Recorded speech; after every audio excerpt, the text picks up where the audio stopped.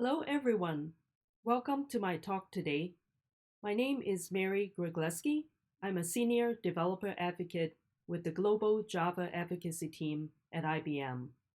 I'm also a community builder. I'm currently the president of the Chicago Java Users Group. Today's talk, we're going to be talking about reactive streams. So my title is Thirst-Quenching Streams for the Reactive Mind. So essentially, this is a talk about streams as they pertain to the reactive world.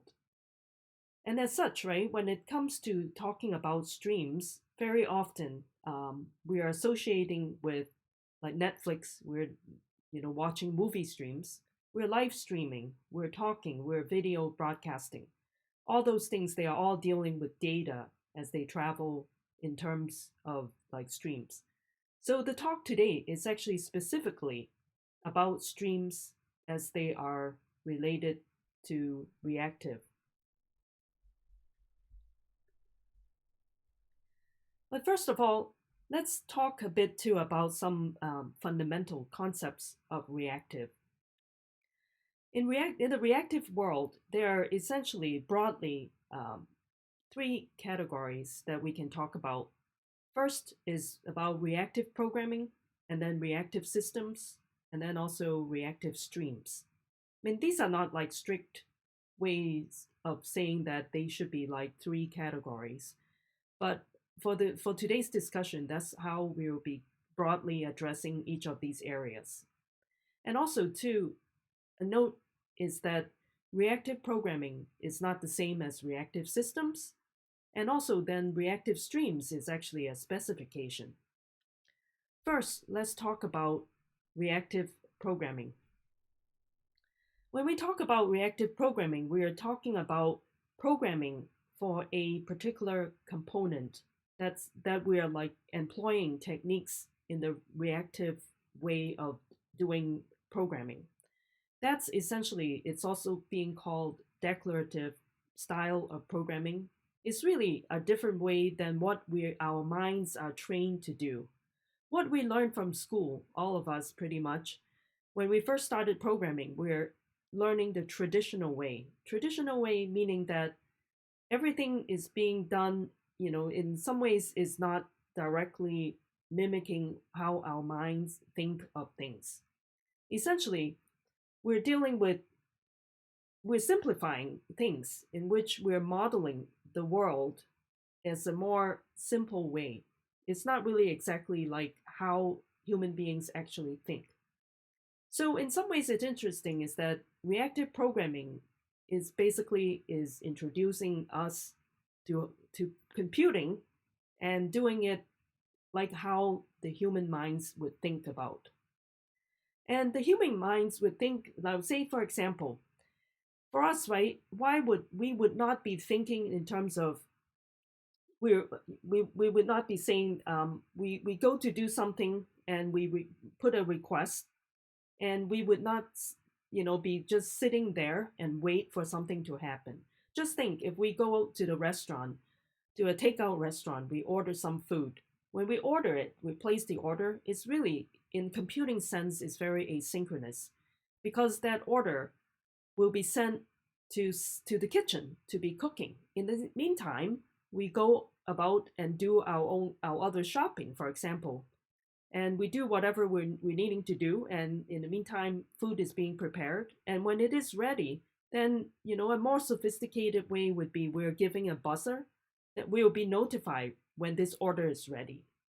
So in some sense, reactive programming is basically bringing programming, the computing way, to mimic what the human minds would be thinking. And so now let's get to some basic about thinking in declaratively and dealing with data as streams. So for this, I'm borrowing from the Rx model. So Rx is the reactive extension. Reactive extension was started by Microsoft, and essentially it was the Rx.net that started first in like the 2010s, around that time frame. And then Netflix saw that the potential of the Rx the whole concept of reactive, is actually took it and ported it to Java. So that's how RxJava was born, was in like 2012, 2013 timeframe. And since then too, as we can see, Rx became very popular. There's also Rx JavaScript, so RxJS, Rx Python, Rx Ruby, you name it, Rx Scala, Closure, you name it.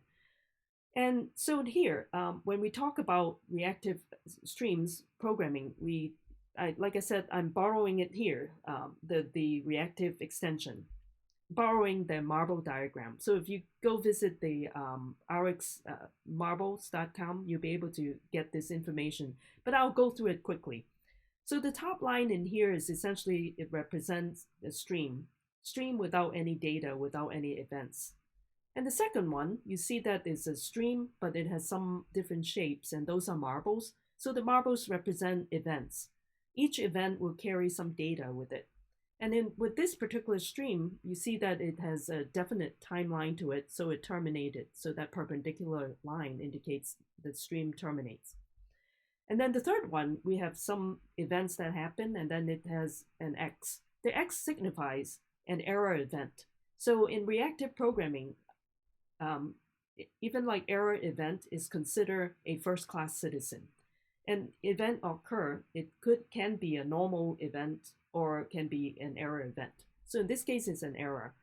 And the very bottom one here is basically a stream that's open-ended. It doesn't end yet. So it just constantly is there and receiving any events that travels through it.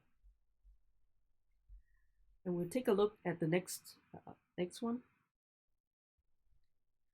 So bring it into programming, using the Rx marble diagram. Essentially, too, in reactive programming, it's a very functional style of doing the programming, the way we do it, on the kind of mechanical level.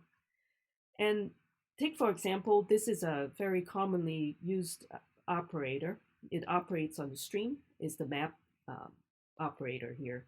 And so if you take a look into the two lines, the top one is basically the stream comes in, carries with it some data, and then we apply the map transformer to it. It transforms this data. And look at this function in here that's being specified by the map. It multiplies by 10.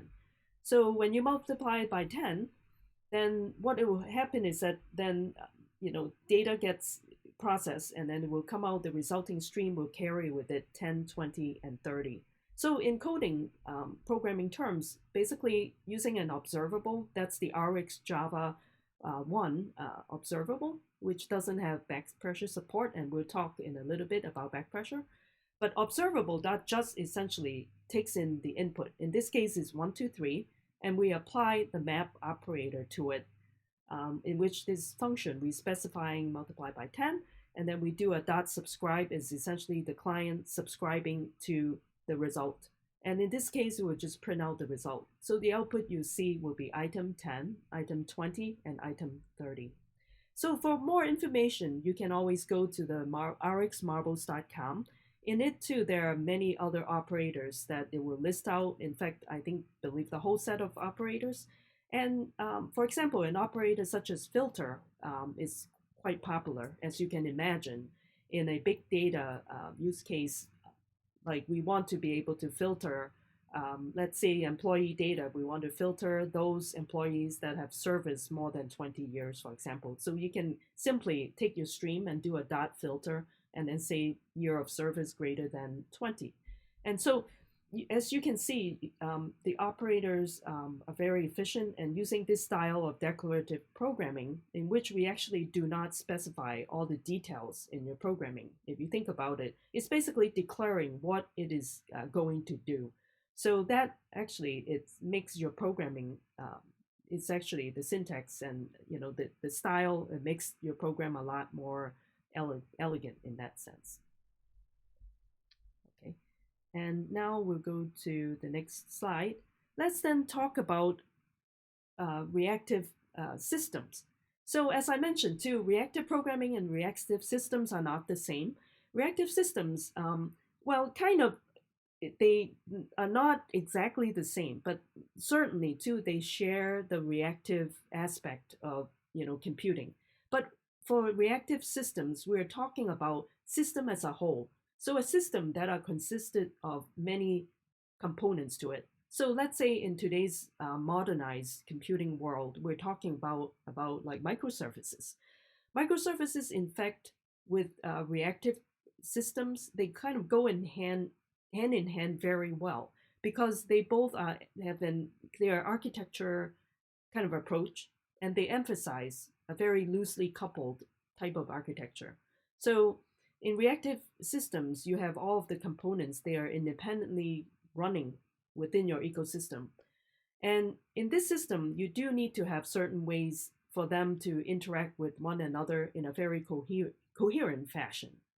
So, and as you can imagine too, in a systems that are made up of many components, they all need to be able to, work with each other, in a very synchronized fashion. Not that they need to be processing synchronously, but kind of all synchronized. So then things don't get out of hand. The sequences don't get out of hand. So there are then four core principles of this reactive manifesto that defines a system and declare it as reactive. And this manifesto is being led by Lightbend, the company that invented Scala. And they originally are called TypeSafe. And it's basically Dr. Martin Odersky, that was his company that started TypeSafe. And so now they take, all of the Scala reactive, they define the manifesto, essentially provide a guidelines. So we have four aspects of it.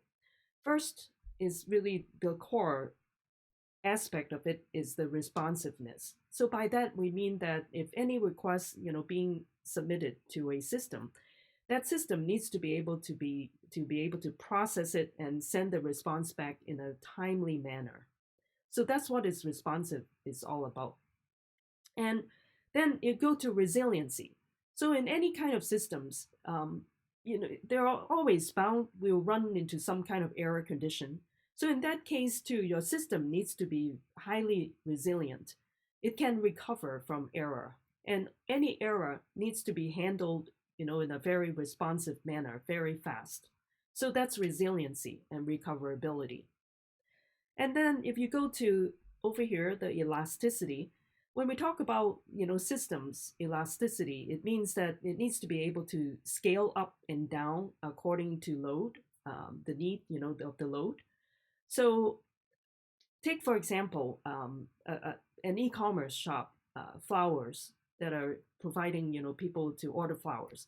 So right before Valentine's Day, your orders will definitely be spiking up. So in that case, a system, very reactive, reactive systems, then it should be able to handle the load that all of a sudden this spike of requests coming in. It should not, like the responsiveness should not be suffering. So the performance needs to kind of stay up. So in that case is that in a modern computing world, we're then talking about you build your system in clusters, and also in a cloud infrastructure, we need to have mechanism in place in which it can, we spin up more processors to handle all of the load that comes in. So that's elasticity. So when, times are, quiet, then you scale it down. All of the processes would need to kind of go back, to resting state or surfacing other aspect of your whole ecosystem. So that's elasticity. And then all three of these are basically being enabled by having a very message-driven system. And by message-driven, we are talking about messages. They know it has a defined destination that messages will be going to. So it's much like two persons talking, let's say on the phone. You have one talking at one time, like the sender and the receiver, and then you switch and one becomes sender and receiver. So that's a very message-driven way. And just as a note to point out is that for event-driven, it's not exactly the same. Event-driven is basically events happen, and basically it doesn't have an address that's associated with the message.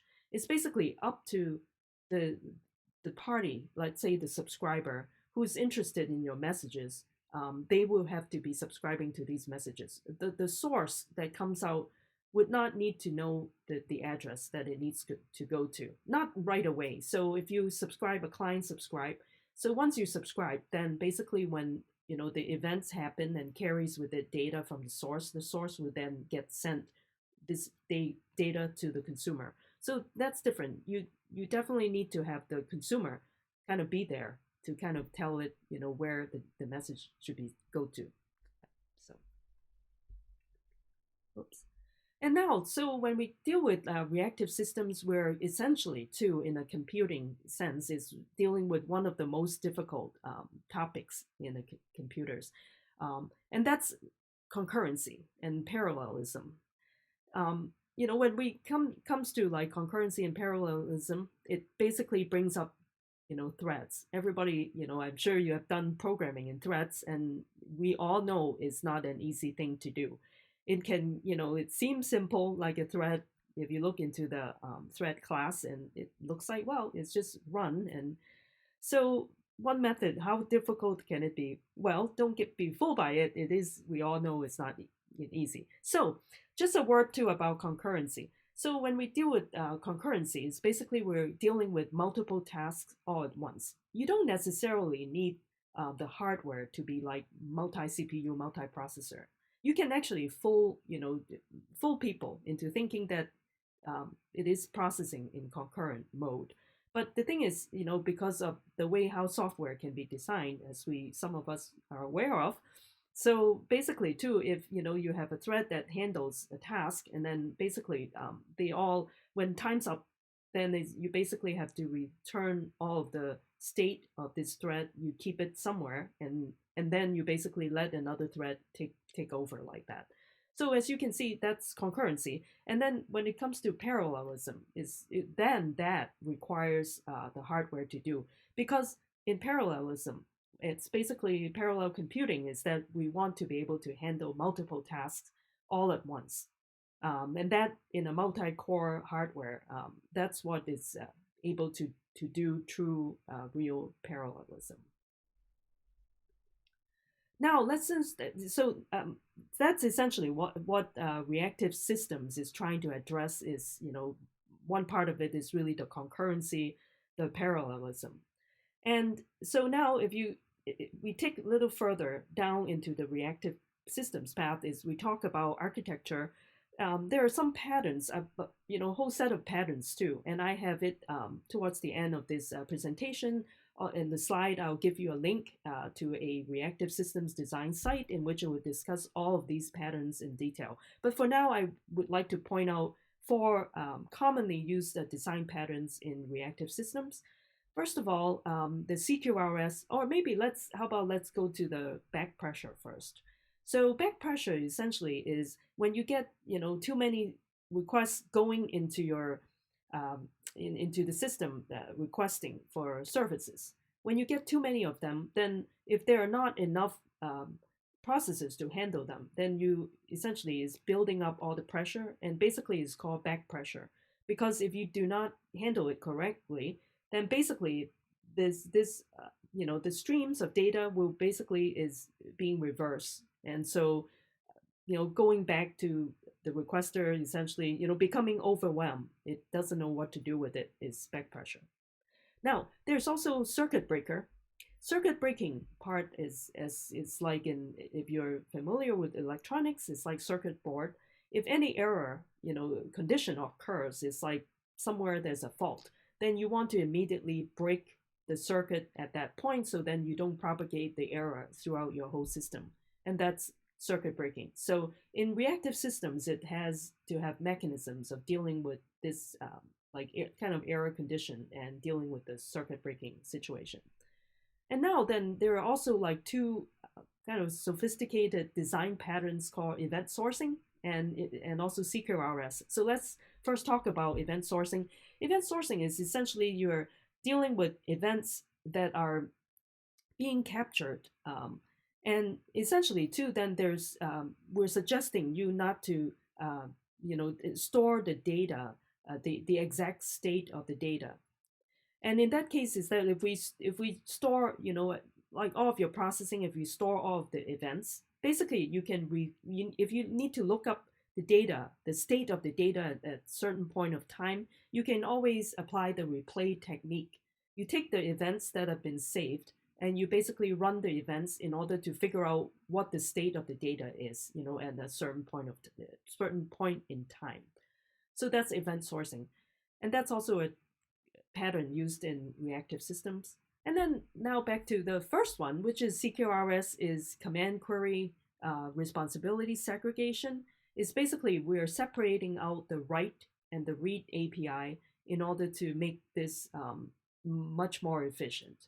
So for this particular session, I won't have time to go into details, but please do reference the reactive systems design website towards the end of this presentation. Now, then let's go into reactive streams. But first of all, let's talk about streams processing. So when we deal with data streams, there are essentially two models. One is push and the other is pull. Push is often associated with being hot. It's a hot observable in RxJava terms, Rx reactive extension terms.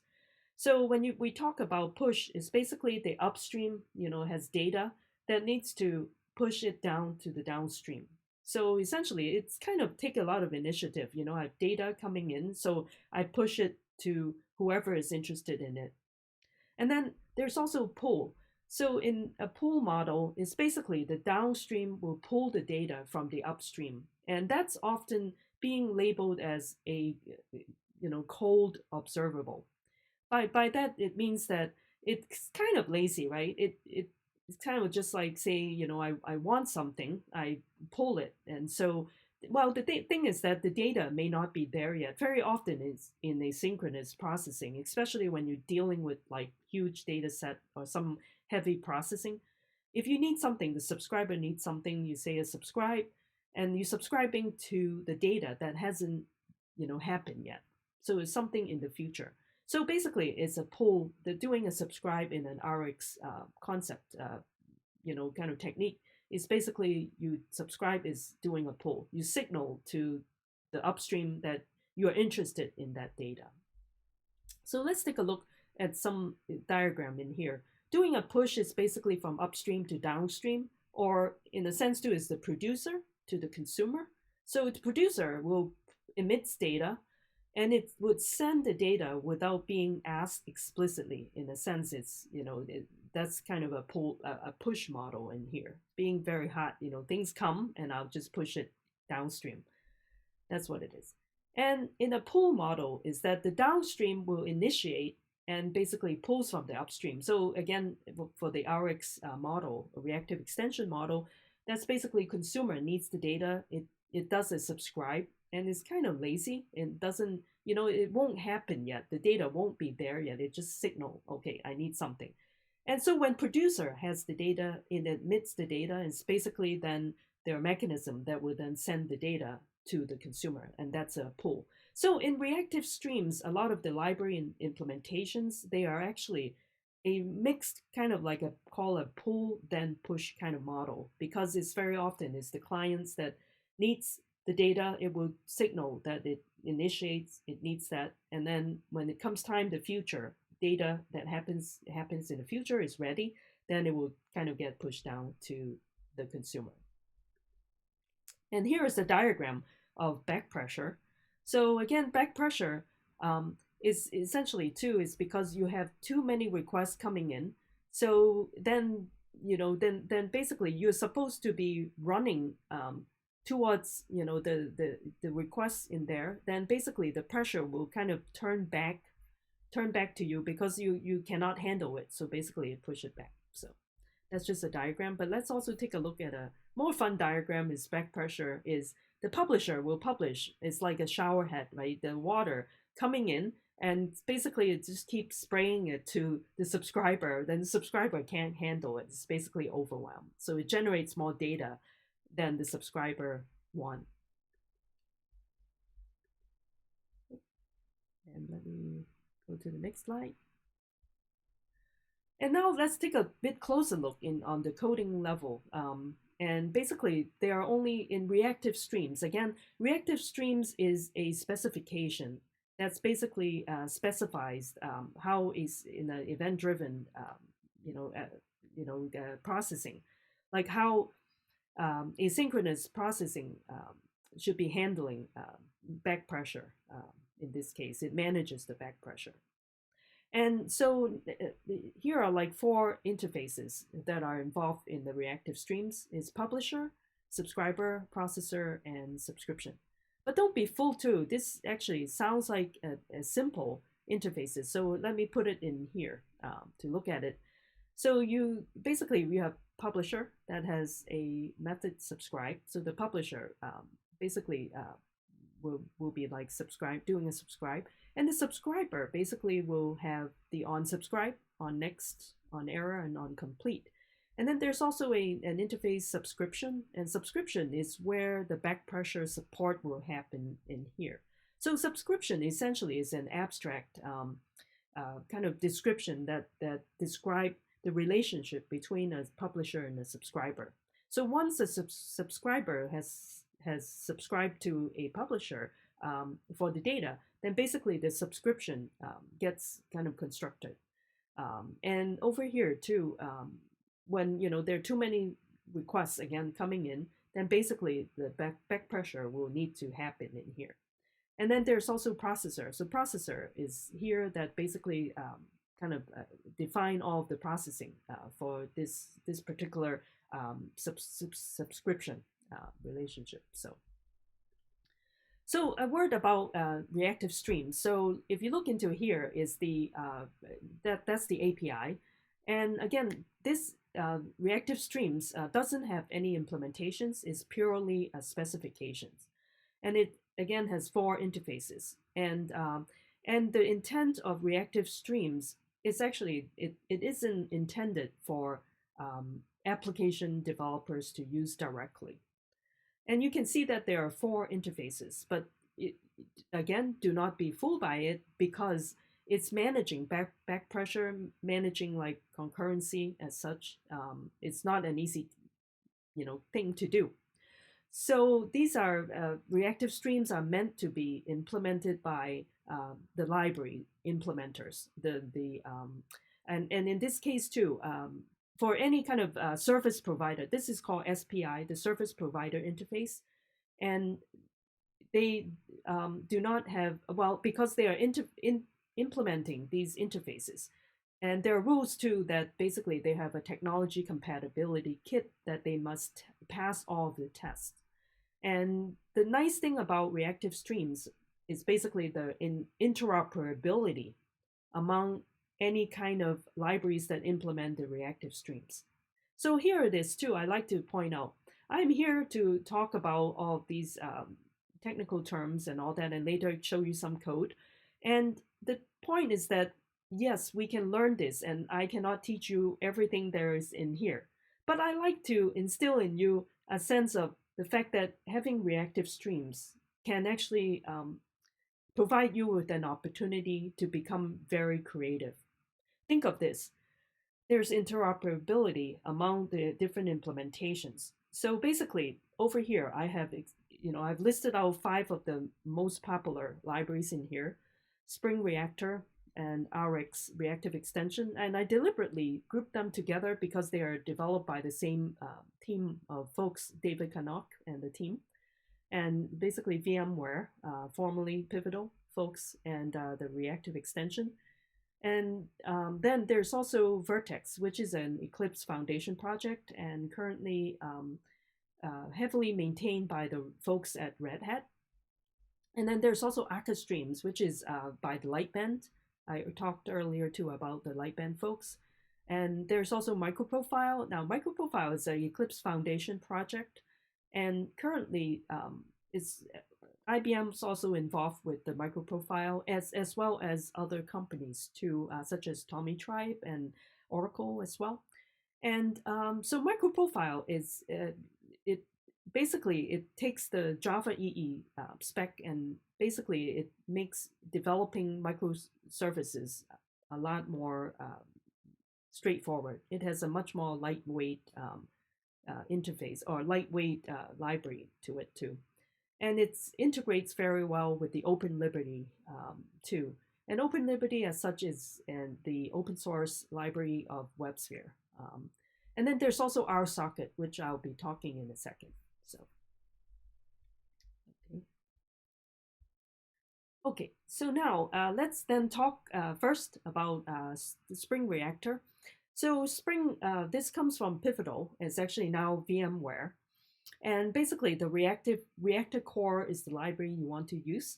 And there's Spring Reactor, but there's Spring Webflux, which is the library that enables you to build web applications, reactive, using employ reactive techniques to it. And the way that, why it can do it is because of the Project Reactor, which is the library that supports all of the reactive, kind of constructs in there that you can make use of. And as such, the Project Reactor supports Reactive Streams. And in Spring, the terminology it uses is a flux. A flux is basically 0 to n items in a stream. And then mono too is 0 to 1. So again, this I just will have time to go quickly over this, and then I'll look at some example. And by the way, all of these these are all open source libraries. So it's really fantastic that the open source community is so active in supporting the reactive streams. So now this is RxJava, and I already mentioned about it. And so basically, it's an API for asynchronous programming with observable streams, and that's the the URL you can visit. And observables is RxJava version 1, and that doesn't have support for the reactive streams. But flowables does have support for the reactive streams, and that's RxJava 2, and that has backpressure support too. And RxJava is very popular among the mobile, like Android developers too, as we all know. Now, let's take a look then at Vert.x. Vert.x is an Eclipse Foundation project, and reactive framework. It makes use of a vertical model, and it also has its own event bus and its own runtime. And I will show you some example towards the end. So, and let's then take a look into Akka streams. So Akka streams comes from Lightbend, and it's basically they completely decoupled itself from the reactive streams interfaces. So it still implements the reactive streams underneath the hood, and it also then it's basically it handles things in what they call more explicit way of handling it, and the API is more minimal, is more consistent, and essentially too it has a flow, and then there's also a sink. The sink is sort of like the consumer. That's basically too is that if when future data is ready, is basically deposit everything into the sink. And there's also the processor that connects the flow and the sink. So essentially flow is the source, and that goes into the sink. And it emphasizes on composition approach, and basically combine pieces and retaining functionality of each part. It's much like also like RxJava is also very kind of supporting the composition too. And basically, Akka streams also provide tooling to handle stream processing concerns like backpressure, buffering, and transformation, typical of a reactive systems need in an asynchronous system. And now it's a MicroProfile. I already mentioned that earlier. Is that has a focus on microservices and is integrate with Open Liberty. And let's take a look then at a little bit closer to MicroProfile. And so MicroProfile reactive messaging. Basically, it's over here. Just an example to show you is that it makes use of the annotation. Annotation of incoming and outgoing, and you can see too how they can connect with each other is through these annotations, and they basically connect each other through the channel. So you name the channel, and basically your incoming and outgoing can then specify which channel you are actually working with. So, and basically incoming and outgoing annotations are matched up by the channel names. And now comes to RSocket. So RSocket is a binary protocol for use on byte stream transports, and there are 4 models. Request response is 1-to-1. Fire and forget is 1-to-0. Basically, request goes and you're not expecting any response. And then there's also one request, and then comes back with a stream. It's like one request, and it comes back with many streams, and many one-to-many. And then there's also channel, which is a bidirectional model too. It's essentially you kind of keep the state of your sender and your receiver. You basically maintain that state is bidirectional. So it's kind of like almost like conversational in there. And let's then take a look a bit closer at this slide that shows RSocket. This particular slide, by the way, is something I actually got permission from the Spring folks when they had their Spring 1 platform, and this describes our RSocket real well. And there's also a Reactive Foundation, which is part of the Linux Foundation. They are the ones that manages, kind of like in charge of the RSocket, but the Reactive Foundation as such is an open source consortium of essentially 6 companies. And if you can see, well, this slide was taken from last year when Pivotal was still Pivotal, but now they're back. Actually, they were VMware, and now they're back to VMware again. So, and there's also one to point out is I believe Netify too is currently not in business, unfortunately, but they were the ones that was also very big on RSocket. And then there's Facebook, Alibaba Cloud, and Lightbend, vLingo too. And so RSocket is essentially an application level protocol, but for layer 5 and 6 on the stack. And it's much faster, and it supports reactive streams fully, entirely. So you can deal with backpressure, flow control, all those very well. And it's actually amazingly too, your amount of code that the application developer has to do is actually not that many, because this library itself handles this communication really well, and the backpressure. And it's available for every language and platform, and all kinds of application like IoT, mobile apps, edge computing, AI, machine learning, for example. So it uses many.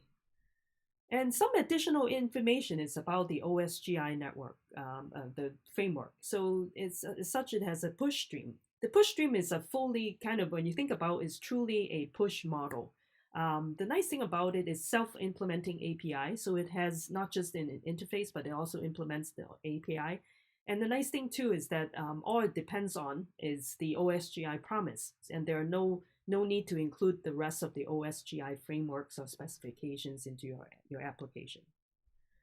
And this is just a quick comparison of the reactive primitives between the two. And I like to kind of point out is that the push streams, and this is how they map, but push streams, you notice that in the connection here, basically is the subscription is equivalent. There's an auto-closable, meaning that for push streams, you can actually close, you have control over closing the stream when you're done. Whereas in reactive streams, it doesn't have that capability.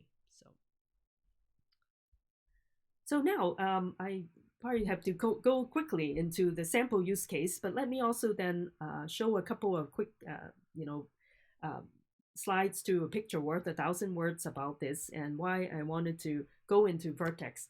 Vert.x is open source, Eclipse Foundation project, reactive, event-driven, asynchronous engine that powers Quarkus, and that's, I believe, is even more exciting is the Quarkus because of highly efficient, but underneath the hood is actually all Vert.x, and it's actually making use of the smallRye library. And actually, the smallRye, I believe it's will be replaced by Mutiny too. There's a newer library called Mutiny too. And it's very lightweight and flexible, and Polyglot too. That's something I want to quickly show you in my example. And highly interoperable, and opportunities are unlimited. So again, I didn't actually say that, is that reactive streams, you basically can build out an application, a makeup of different pipelines. They all have individual implementations using different libraries, as long as they support reactive streams. So that's the beauty of it. You can kind of make use of your creativity. I like to also instill in you a sense that you can be creative, especially in app modernization. Can you wrap up some old apps and then plug them into the pipeline and kind of take care of your data that way. So okay, so here's a diagram of Quarkus and Vert.x. So essentially, you can't see the Vert.x in Quarkus because it is kind of underneath the hood. So you see application go to the routing layer, going through the Vert.x, and you see the request response. And this is a polyglot use case of Vert.x that I'll be quickly showing. Is an API vertical gateway that basically makes use of the event bus. And over there is a polyglot different worker verticals that I'll be implementing in Kotlin, in JavaScript, and Java. So this is just a simple example of HTTP API that serves requests using verticals. So I'll be quickly showing that. Oops, sorry. And but in the meantime, let me kind of quickly, it's not quite done yet, but let me kind of have to kind of bring in this quickly. But let's first then quickly show you the how do you write a Vert.x vertical.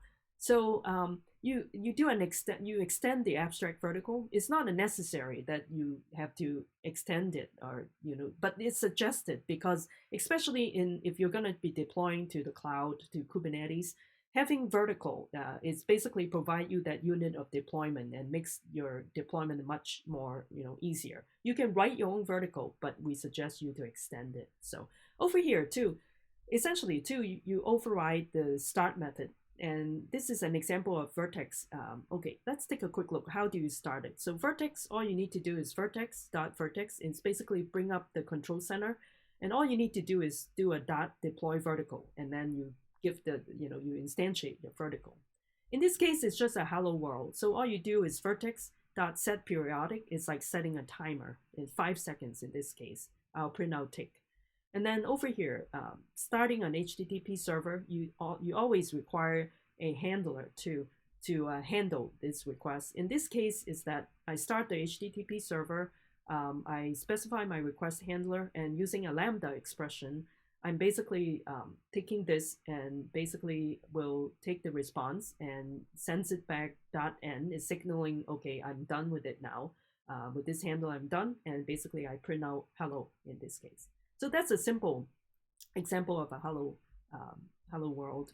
And want to quickly show you too. Earlier, I quickly show you the API vertical, and that one is actually the without going into all the details because I kind of don't have as much time now. But I'd like to suggest you follow me on my Twitch stream when you get a chance. On Wednesday, I have some information for you. And so basically, you extend your abstract vertical. And so over here, my start, right? In my start in here, I'm basically leveraging on their config store options. It's also a Vert.x kind of library from there. And that takes care of reading, loading up my properties from my JSON file. And you also, it retrieves it and loads it into memory. And I can also then make use of the listen. It's basically, it listens for any changes in your config file, and I can immediately take care of loading, whatever gets, modified, a hot kind of configuration uploading. And then over here too, I wanted to quickly point out in a polyglot scenario, all I need to do is I specify over here, I can just use my Vert.x controller and do a deploy vertical and tell it that, okay, I want to deploy my Java vertical in here.